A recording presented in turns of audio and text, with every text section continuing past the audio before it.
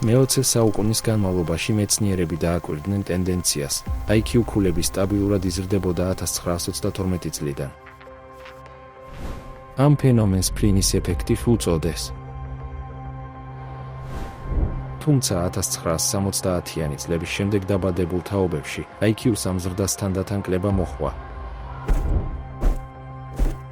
სხვადასხვა ქვეყანაში სამხედრო პერსონალისთვის სავალდებულო IQ ტესტები აჩვენებს ქულების კლებას 1990-იანი წლების შუა პერიოდიდან. კიდევ ერთი კვლევის თანახმად, რომელიც 2006 წლიდან 2018 წლამდე ჩატარდა ამერიკის ჩრდილო-დასავლეთის უნივერსიტეტში, ამერიკელებმა IQ-ს შემცირება განიცადეს 4-დან 3 კოგნიტურ სფეროში. საშუალო IQ-ს ამ კლებას ფლინის შებრუნებული ეფექტი უწოდეს. 2025 წელს ამერიკელი საშუალო სკოლის მოსწავლეების ქულები მათემატიკისა და კითხვის ძირითად ტესტებში ყველაზე დაბალ დონემდე დაეცა. მათი საშუალო მათემატიკის ქულა ყველაზე დაბალი იყო 2025 წელს მიმდინარე ტესტის შემოღების შემდეგ, ხოლო მათი საშუალო კითხვის ქულა ყველაზე დაბალი იყო 1992 წელს პირველად ჩატარების შემდეგ. მსგავსი ტენდენციები შეინიშნება სხვა ქვეყნებშიც. IQ-ს სტაბილური კლება დღესაც გრძელდება. ინტელექტის ქულები ისე აღარ იზრდება, როგორც ადრე იყო, არამედ ნელ-ნელა, მაგრამ აუცილებლად იკლებს. მაგრამ რა იმალება ამ საგანგაშო ტენდენციის უკან? შეინიშნება მნიშვნელოვანი კორელაცია. საშუალო IQ-ს კლება ემთხვევა პლასტმასის წარმოებისა და დაბინძურების ექსპონენციალურ ზრდას. ყურადღება მიაქციეთ გრაფიკებს. რაც უფრო მეტი პლასტმასი და შესაბამისად, რაც უფრო მეტი მიკრობ და ნანოპლასტიკაა, მით უფრო დაბალია IQ. ეს აჩვენებს პირდაპირ კორელაციას პლასტმასის რაოდენობის ზრდასა და კოგნიტური შესაძლებლობების შემცირებას შორის. და ეს საგანგაშოა. ეს არ არის მხოლოდ გრაფიკზე კორელაცია. პლასტმასის წარმოების ზრდასთან ერთად, მიკრობ და ნანოპლასტიკების ყოველდღიური ზემოქმედებაც ექსპონენციალურად გაიზარდა. დამუხტული პლასტმასის ნაწილაკები ადვილად ახტევენ ბიოლოგიურ ბარიერებს, მათ შორის ჰემატოენცეფალურ ბარიერს. ტვინში მოხვედრის შემდეგ ისინი გროვდებიან არა მხოლოდ ნეირონებში, არამედ გლიურ უჯრედებშიც. ეს უჯრედები უზრუნველყოფენ ნეირონების კვებას და დაცვას და მონაწილეობენ ნეირონული კავშირების ფორმირებაში. ტვინში გაცილებით მეტი გლიური უჯრედია, ვიდრე თავად ნეირონები. ელექტროსტატიკურად დამუხტული ნანოპლასტიკა არღვევს გლიური უჯრედების ფუნქციას, იწვევს ანთებას და ქრონიკულ სტრესს. სხვა სიტყვებით რომ ვთქვათ, ის იწყებს განადგურების უწყვეტ ციკლს თავად ტვინში. ტვინისთვის ქრონიკული სტრესი და ანთება ჰგავს კრიტიკულად დაბალი დატემის მქონე კომპიუტერს. როდესაც ელემენტი თითქმის დაცლილია და ერთდროულად ათობით პროცესი და პროგრამა მუშაობს, სისტემა ავტომატურად გადადის ენერგიის დაზოგვის რეჟიმში, სხვადასხვა რესურსების ინტენსიურ გამოყენებას, რათა თავიდან აიცილოს გადახურება და არ გაიჭედოს. ჩვენი ტვინიც მსგავსად მუშაობს. როდესაც სტრესი და ანთება კრიტიკულ წერტილს აღწევს, ტვინი, კომპიუტერის მსგავსად გარკვეულ მომენტში უბრალოდ გამორთავს ენერგომოხმარებულ უბნებს გადარჩენისა და ენერგიის დაზოგვის მიზნით. პირველი, რომელსაც დარტყმა ადგება, არის პრეფრონტალური ქერქი, ტვინის ყველაზე ახალგაზრდა და რთული ნაწილი. ის საკონტროლო ცენტრად ითვლება და პასუხისმგებელია ისეთ მნიშვნელოვან ფუნქციებზე, როგორიცაა ინტელექტი, ქცევითი კონტროლი და ლოგიკურად, თანმიმდევრულად და გონივრულად აზროვნების უნარი, ფაქტების შედარება და დასკვნების გამოტანა. ყველაზე საშიში ის არის, რომ პრეფრონტალური ქერქის გამორთვა ხდება შეუმჩნევლად, ჩვენი ცოდნის გარეშე და ჩვენ ამას ვერც კი ვაცნობიერებთ. ტვინი გადადის სასიცოცხლო ფუნქციებისთვის პასუხისმგებელ ძირითად პროგრამებზე. აქტიურდება უძველესი სწრაფი რეაგირების სისტემა, ლიმბური სისტემა. მისი ძირითადი სტრუქტურები, ამიგდალა და ჰიპოთალამუსი რეაქციის გაშვებას ბრძოლა, გაქცევა ან გაკინვას სწრაფად, იმპულსურად, ფიქრის დროის გარეშე. ისინი გარკვეული დროის განმავლობაში გააგრძელებენ ფუნქციონირებას, რადგან ტვინი მათ კრიტიკულად მიიჩნევს გადარჩენისთვის. შედეგად რაციონალური გადაწყვეტილებების ნაცვლად, პანიკა, კრეატიულობისა და ინტელექტის ნაცვლად, დეგრადაცია და სისულელე. თანაგრძნობის ნაცვლად გულგრილობა ან აგრესია. ელექტროსტატიკურად დამუხტული პლასტმასის ნაწილაკები, რომლებიც ტვინში შედიან, ურთიერთქმედებენ ნეირონულ მემბრანებთან, აქტიურებენ მიკროგლიას, მუდმივად ინარჩუნებენ ჟანგვით სტრესს და ქრონიკულ ანთებას. გრძელვადიანი სტრესი სიტყვასიტყვით არღვევს ტვინის რესტრუქტურიზაციას. პრეფრონტალურ კორტექსში, ანალიზისა და კონტროლის ცენტრში, ნერვული კავშირები სუსტდება და იშლება. მსგავსი ცვლილებები ხდება ჰიპოკამპში, მეხსიერებასა და სწავლაზე პასუხისმგებელ რეგიონში. ნერვული კავშირები ქრება და ჰიპოკამპი უარესდება.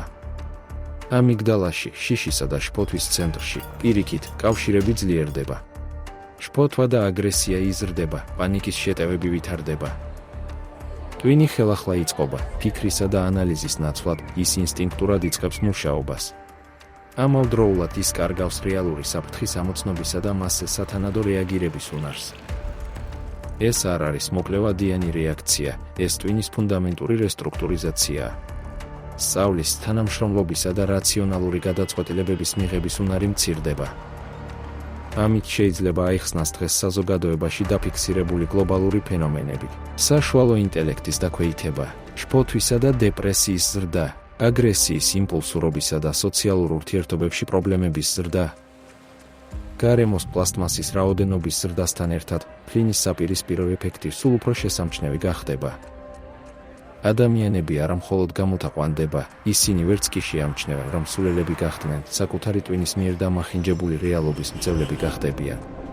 შედეგად ადამიანები დაკარგავენ სამყაროს, მიმდინარე მოვლენების და აშკარა საფრთხეების ადეკვატურად აღქმის უნარს.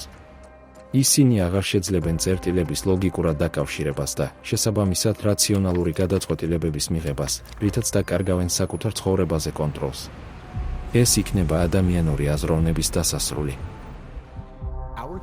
ჩვენი გამოტაყვანება უკვე ხდება და ეს არ არის პროგნოზი, არამედ რეალობა. პლასტმასი გვაქცევს ნაკლებად ინტელექტუალურებად და კრიზისებზე რეაგირების უნარს გვიქვეითებს.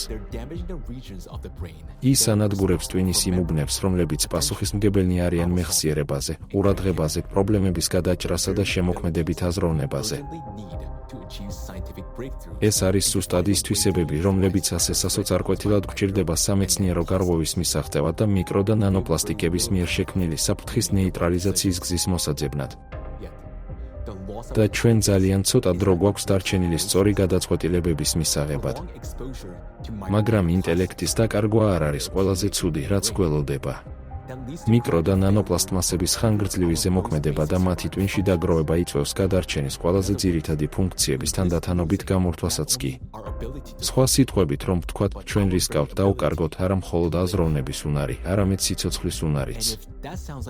და თუ ეს გაზვიადებულად ჟღერს, მოდით განვიხილოთ ფუტკრები. რადგან მათი სხეულის მასა გაცილებით მცირეა, პლასტმასის კონცენტრაცია მათ ტვინში გაცილებით მაღალია. ისინი უკვე ცხოვრობენ იმ სამყაროში, რომელშიც ჩვენ სწრაფად შევდივართ. მიკროპლასტმას შეუძლია ფუტკრის სხეულში შეღწევა მისი თხელი კუტიკულის ანსაკვების მეშვეობით და 72 საათის განმავლობაში მიაღწიოს მის ტვინს. შემდგომი ზემოქმედება, როგორც ადამიანებში, იწვევს სინაფსურ დესტრუქციას, ნეიროანთებას, უჯრედების სიკვდილს და ნეიროტრანსმიტერების დარღვევას. ფუტკარი იკლებს წონაში, მისი მეტაბოლიზმი შენელდება და იმუნიტეტი ქვეითდება. მისი ყნოსვა, მეხსიერება და ნავიგაცია უარესდება, ფუტკრები წყვეტენ თანამოძმე ფუტკრების ამოცნობას და ვეღარ პოულობენ სახლისკენ მიმავალ გზას. ნანოპლასტმასთან ხანგრძლივი ზემოქმედებისას დაზიანება საბედისწერო ხდება, მათი ნერვული სისტემა ვერ უძლებს დატვირთვას და ზოგიერთი ინდივიდი უბრალოდ ფრენის დროს კვდება. შეხედეთ ამ ფოტოს. თქვენ ხედავთ ფუტკრის ტვინს, რომელშიც ნანოპლასტიკია შეღწეული. ნანოპლასტიკის ეს რაოდენობა საკმარისი იყო კოგნიტური დარღვევების მძიმე ფორმით გამოსაწვევად. რა არის პლასტმასის მოხმარების კრიტიკული დონე, რომლის მიღმაც ჩვენ, ფუტკრის მსგავსად, შევწყვეტ ჩვენს გარშემო არსებული სამყაროს ამოცნობას და სახლისკენ მიმავალ გზაზე დავიხოცებით? თუ არაფერი შეიცვლება, სწორედ ეს მომავალი გველოდება. ასევე მნიშვნელოვანია იმის აღიარება, რომ ორგანიზმში ამ ქიმიკატების უსაფრთხო დონე არ არსებობს. ამრიგად, მიუხედავად იმისა, რომ დაბალი დოზებით ეფექტების გამოვლენას შეიძლება დრო დასჭირდეს, ეს უსაფრთხო არ არის, ან რომ მცირე რაოდენობით ზიანი არ იქნება. რატომ არის ეს მნიშვნელოვანი? ფიქრობ, სხვადასხვა მიზეზის გამო, რადგან როგორც კი ზღვარს დავაწესებთ, სხვადასხვა სპეციალური ინტერესების მქონე ჯგუფები დაიწყებენ მიკრო და ნანოპლასტმასის კონცენტრაციის ამ დონეზე დაბლა დარჩენისკენ სწრაფას, იქნება ეს ნიადაგში, წყალში თუ სხვაგან ნებისმიერ ადგილას. ეს ნიშნავს, რომ ჩვენს წყაროებში, ჰაერში, ნიადაგში, წყალში და ასე შემდეგ, არსებითად უფლება გვაქვს გქონდეს მიკრო და ნანოპლასტმასის გარკვეული რაოდენობა. მაგრამ უნდა გვახსოვდეს კუმულაციური ეფექტი. ჩვენ არ ვსაუბრობთ კონკრეტულ ზღვარზე ნებისმიერ დროს, არა დაბინძურების ერთჯერად დონეზე იმაში, რასაც ვხმარობთ, არამედ ჩვენს ტვინზე კუმულაციურ ზემოქმედებაზე. და გულწრფელად რომ ვთქვათ, ეს ჯერ არ ვიცით. რადგან დროის ფაქტორი განსხვავებული იქნება პატარა ბავშვისთვის, რომლის ტვინი ჯერ კიდევ სრულად არ არის განვითარებული, ზრდასრული ადამიანისგან. გავიხსენოთ, რომ ადამიანის ორგანიზმში ერთი ნანოპლასტიკური ნაწილაკი არ არის ერთი მკვდარი უჯრედის ეკვივალენტი. ერთი ნაწილაკის განადგურების შემდეგ ის არ ჩერდება, ის აგრძელებს მთელ სხეულში მოძრაობას, კლავს უჯრედს უჯრედიდან უჯრედამდე. ამიტომ ნანოპლასტიკის უმცირესი რაოდენობაც კი აზიანებს ტვინს. სწორედ ამიტომ არ არსებობს უსაფრთხო კონცენტრაცია და არც არასდროს იქნება. ერთადერთი განსხვავება განადგურების სიჩქარეა, რაც უფრო მეტი ნანოპლასტიკა, მით უფრო სწრაფია პროცესი. ეს პლასტმასის ნაწილაკები ანადგურებენ ბიოსფეროს და ჩვენს უჯრედებს. ისინი აზიანებენ ორგანელებსა და ბიომოლეკულებს, მათ შორის მიტოქონდრიებსა და დნმ-ს, რაც იწვევს ენერგიის წარმოების შემცირებას, გენეტიკურ მუტაციებს, ნეირონული კავშირების დარღვევას და ტვინის სიგნალების დარღვევას, რომლებიც არეგულირებენ ჩვენს ორგანოებსა და სასიცოცხლო ფუნქციებს. ეს ყველაფერი შეუმჩნევლად ხდება, როდესაც ჩვენ ყოველდღიურ ცხოვრებას ვაგრძელებთ. მაგრამ ტვინში უკვე მიმდინარეობს ჩუმი, სისტემური განადგურება. კითხვა ასეთია, შევძლებთ თუ არა ჩვენ, როგორც კაცობრიობა, დროულად ამ საფრთხის სრული მასშტაბის ამოცნობას და გამოსავლის პოვნას, რათა მიკრო და ნანოპლასტმასს ჩამოერთვას მუხტის დაგროვებისა და შენარჩუნების უნარი.